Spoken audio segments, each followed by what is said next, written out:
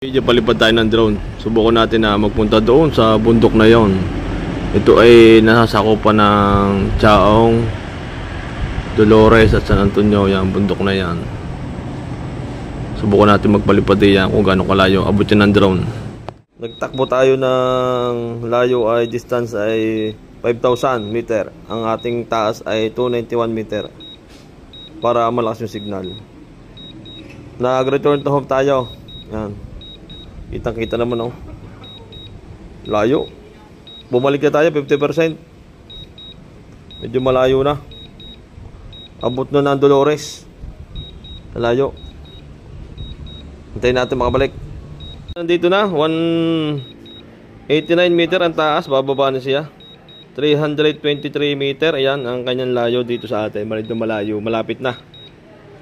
Tatanggal natin yung return to home para baka mag-automatic. Galing siya doon sa may Punta Dolores. Umabot siya ng 7 km yung layo. Tapos ang taas niya ay 220 meter. Ay ba, bumabay natin sa dito. Kuya Bre, hindi naman. Alin na. Yan tao. Whoop! Okay. May break kayo na.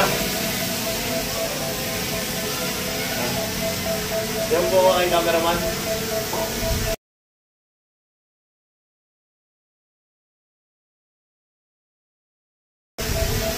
Yan po galing Dubai. Galing ibisipin pa yan.